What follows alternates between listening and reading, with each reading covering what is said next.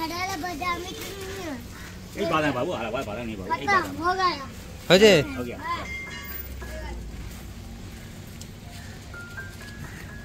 একটা ছবি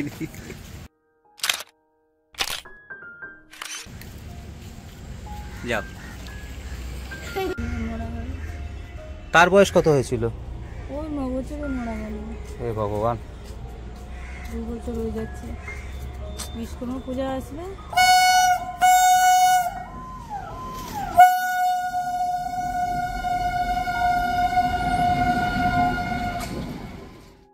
নমস্কার বন্ধুরা, একটা নতুন ভিডিওতে আপনাদের সবাইকে স্বাগত।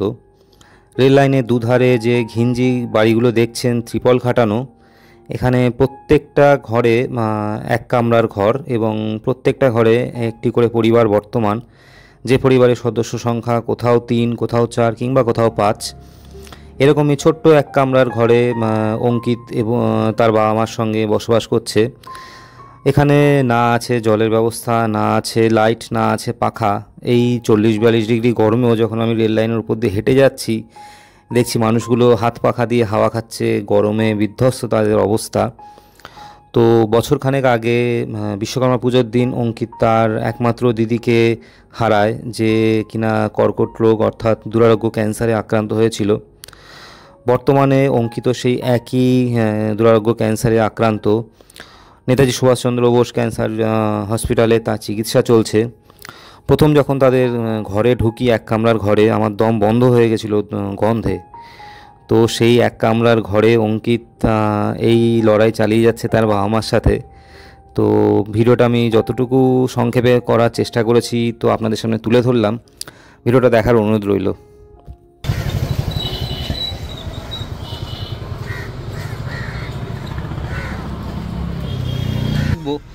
তা আমি আর ওকে ডাকতে পারিনি, দাঁড়ান একটু বলেন ওর বয়স কত আর কত বছর হয়েছে ওর?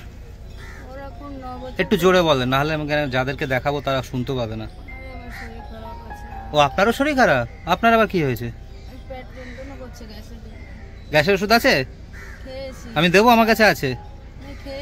ওর ব্যাপারটা একটুখানি বলেন দেখি। 9 বছর বয়স, আচ্ছা। 9 বছর মধ্যে 2 মাস বাকি আছে। তারপরে ওর 1 বছর পর থেকে থ্যালাসেমিয়া ধরা পড়লো। 1 বছর পর ও এমনি জ্বর আসছে, সর্দি কাশি। ওর নাম কি ওর? অঙ্কিত দাস। তেমনি এখন দেখাচ্ছেন কোন হাসপাতালে? এখন দেখাচ্ছি ওই মেঘরিয়াতে দেখাচ্ছি। আধার কার্ড টার্ড আছে, মানে কার্ড হয়েছে? সব আছে। হ্যাঁ। আর বাবা এখানেই নাকি না বাইরে কাজ করে? এখানে আছে অঙ্কিত দাস। তা এখন ডাক্তাররা কি বলছেন, যে মানে ব্লাড চেঞ্জ করতে হচ্ছে নাকি? না, এখন মানে 7 মাস হয়ে গেছে, 5-6 মাস। ধরা পড়েছে কতদিন? 1 বছর পর। 1 বছর? ও ওর জন্মের 1 বছর পরে ধরা পড়েছে? হ্যাঁ। এখন বয়স কত? এখন 9 বছর হচ্ছে। 8 বছর হয়ে গেল? হ্যাঁ, 8 বছর পার হয়ে গেছে। মানে এখন ব্যাপারটা কি, মানে কি পরিস্থিতি কি এখন, মানে ঠিকের দিকে না কি রকম? এই তো দেখছি মানে ব্লাড শুধু হাত পাত তো অনেক সরু হয়ে গেছে। আমি ওকে, অনেক সরু হয়ে গেছে আগে থেকে। আর ও খালি গায়ে ছিল একটু আগে বলে আমি আর দাঁড়াইনি, তা জামাটা পরেছে বলে আমি আসলাম। তা ভাইকে বললাম যে মায়ের কি শরীর খারাপ? বললো পেট ব্যথা করছে। পেট ব্যথা করছে। তো এমনি খাওয়া দাওয়া কি করে, এমনি খেতে পারে ঠিকঠাক নাকি? হ্যাঁ, খাওয়া দাওয়া সব ঠিকঠাক করে। খাওয়া দাওয়া, পড়ালেখা সবই ভালো। কোন ক্লাসে পড়ছে? 4 নাকি 4-এ পড়ছে? তা ওষুধপত্র? ওষুধপত্র সব আছে, সব কিনে খাওয়া। ওর প্রেসক্রিপশন আছে? একটু দেখানো যাবে? আমি তাহলে দেখাতে তাহলে সুবিধা হবে একটুখানি। প্রেসক্রিপশানের ইয়েটা দিন আমাকে, আমি তাহলে একটা ছবি নিয়ে নিচ্ছি। ভাই তুই আমাকে দে, বা মাকে উঠতে হবে না, তুই দে থাকলে। ও জানে কোথায় আছে? কেন আমারই এক ছাত্রের বাবা, তারও খুব সমস্যা, এক সংস্থা থেকে দিচ্ছে ওষুধপত্রগুলো। যদি মোবাইলে থাকে সেটাও দেখাতে পারেন আমাকে। ভাই সকালে খাওয়া হয়েছে কিছু? কিছু খাবি? রান্না করতে পারবো, বাবা গেছে হোটেল থেকে খাওয়া আনতে। এই যে আছে। আচ্ছা দিন দেখি। ও বাবা,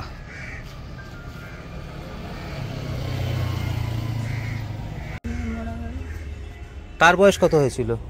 ও 9 বছরে মারা গেল। হে ভগবান, 2 বছর হয়ে যাচ্ছে।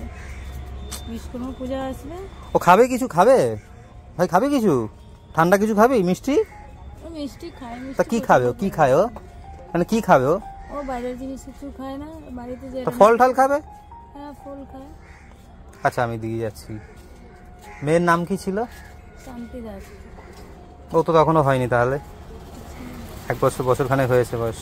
1.5 বছর ছোট বড় ছিল। আমি দেখছি যদি আজকে যাই, আমি বাড়ি ফিরে যাই। এবার ওর বাবা কখন আসবে? দেরি হবে আসছে নাকি? ও বাবা গেছে ভাত নামতে গেছে হোটেল থেকে।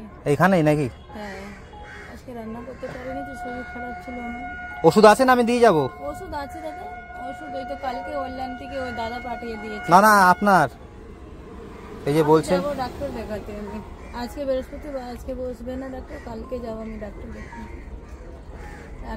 এখন কি ওষুধ খেয়েছেন? গ্যাসের ওষুধ খেয়েছেন খালি? হ্যাঁ গ্যাসের ওষুধ খেয়েছি, তারপরে হজমের ওষুধ দিয়ে যাবো কিনে। ডাক্তারখানা কোথায় আছে এদিকে? আজকে বন্ধ আছে, আমাদের পাড়াতে আছে। ওরে বাবা রে, ওই জন্য আজকে যেতে পারিনি, তো বৃহস্পতিবার বন্ধ থাকবে। তা রান্না বান্না হয়নি? কি খেয়েছো সকালে? রুটি ছিল কালকে, ওই খেয়েছি। আচ্ছা আমি দেখছি ফল টল কি আছে, আমি দেখছি দাঁড়া। আমি গেছি প্রায় 1 ঘন্টা আগে এখান থেকে। ও তখন বাইরে একা একা ঘোরাঘুরি করছিল। আমি ওর চেহারাটা দেখে ভাবলাম যে আসতে হবে, তখন দেখলাম আপনি শুয়েছিলেন এখানে। আমার এই ছবিটা দেখে একবার সন্দেহ হয়েছিল যে এটা তো ওর ছবি না মনে হচ্ছে। এই একটাই ঘর নাকি?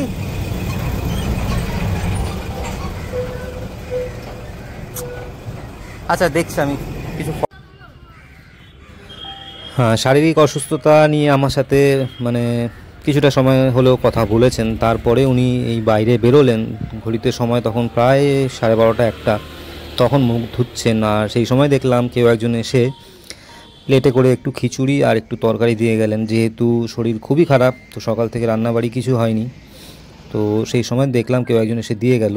আর এখানে এই যে ব্যাপারটা হচ্ছে, যেহেতু পাশেই নিমতলা শ্মশানঘাট, কোনো এক বাড়ি থেকে শবদাহ করতে এসে তো আশপাশে যে সমস্ত দুস্থ মানুষ আছে তাদেরকে কিছু খাবারের ব্যবস্থা করে দিলেন এই জায়গাটাতে। তো সেটাই দেখছিলাম, খাবার নেওয়ার একটা হুড়োড়ি লেগে গেছে তাদের মধ্যে।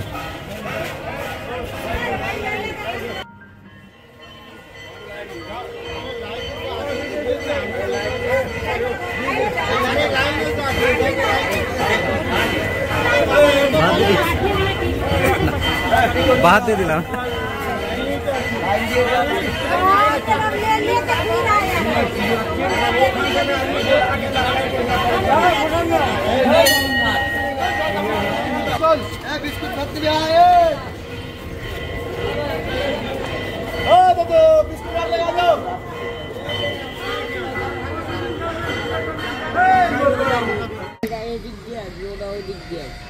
না আমি যেমন এখানে দাঁড়িয়েছি বুঝতে পারছি না যে ওই দিক দিয়ে আসবে না এই দিক দিয়ে আসবে। সামনের বাড়িগুলোতে দেখলাম কোনো কারেন্ট ফারেন্ট কিছু নেই, দেখলাম সামনের বাড়িগুলোতে নেই না, সব একটাতেও কারেন্ট নেই। তাই হেঁটে হেঁটে আসলাম বাইরে এই গরমের মধ্যে।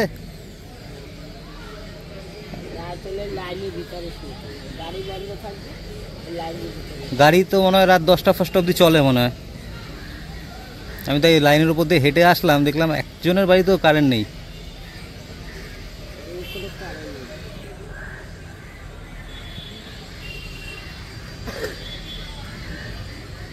জেঠিমারা এখানে ক বছর আছেন? 40-50 বছর হয়ে গেছে।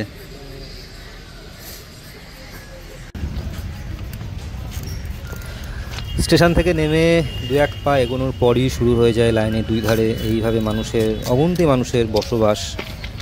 অ্যাকচুয়ালি আমরা এই গরমের মধ্যে মোটামুটি 4 দেওয়ালের মধ্যে থেকেও আমরা হাঁসফাঁস করতে থাকি যে কি গরম, কি পরিমাণ গরম, থাকা যাচ্ছে না।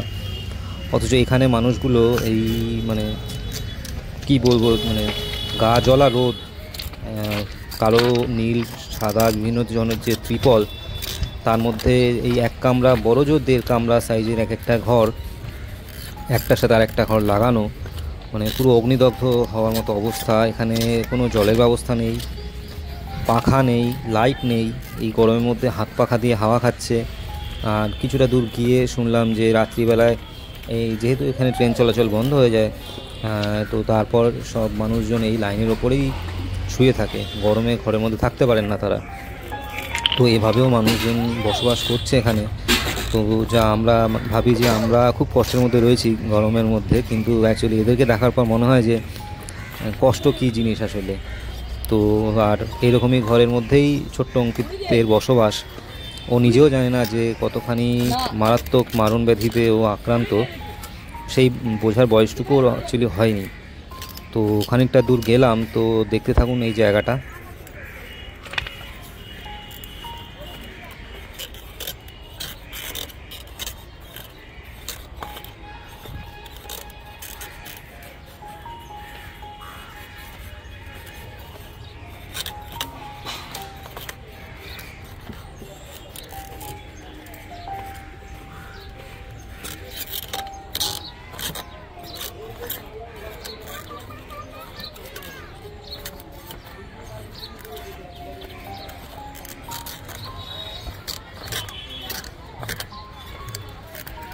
এই লাইন ধরে বড়বাজার অবধি যাওয়া যায়, বড়বাজার স্টেশন? আচ্ছা,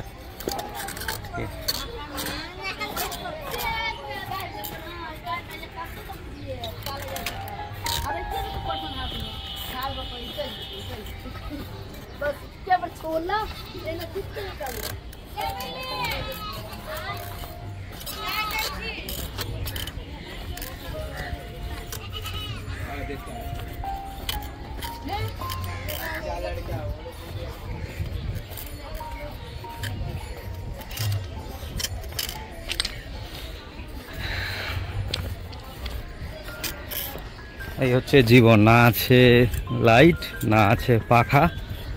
প্রতিটা ঘরে এই গরমের মধ্যে হাত পাখা দিয়ে হাওয়া খাচ্ছে। কি অবস্থা!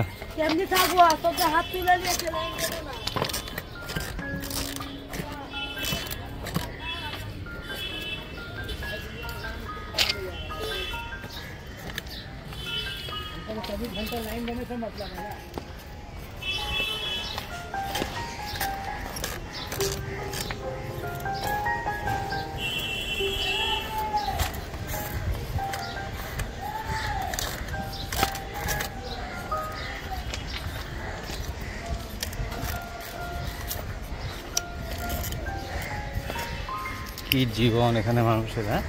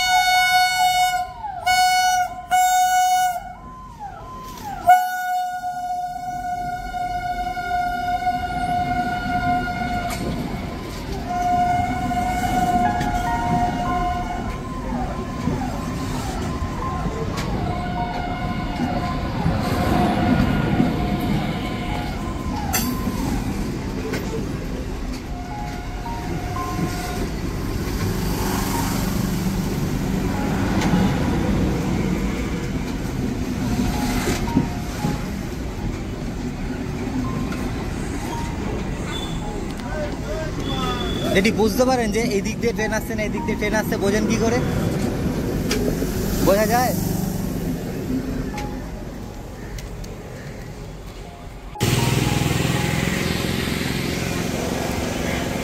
এ কি তোমার ওই দাঁত পরিষ্কার করা, যে দাঁত পরে সেই দাঁত পরিষ্কার করা এগুলো? হ্যাঁ। ও না, আমার তো মা সাথে আসেনি, আমার ভাইয়ের মানে মা এই দাঁতগুলো পরে। এবার আমি ভাবলাম যে এগুলো পরিষ্কার করবার জন্য কোনো লিকুইড কেনা, যার জন্য আমি ভাবলাম যে একটা ছবি দেখি। হ্যাঁ, এখানে আবার লেখা রয়েছে কি মাছ, কারণ আমার মা সদ্য বানিয়েছে দাঁত পরে। এবার আমি ভাবলাম যে সেগুলো পরিষ্কার করবার কোনো কিছু কিনা আবার। হ্যাঁ,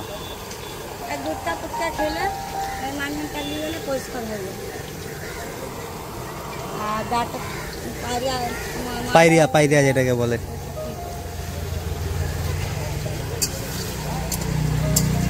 এগুলো কি অ্যাসিড জাতীয় কিছু নাকি এগুলো? ও, কে তোমরাই বানাও?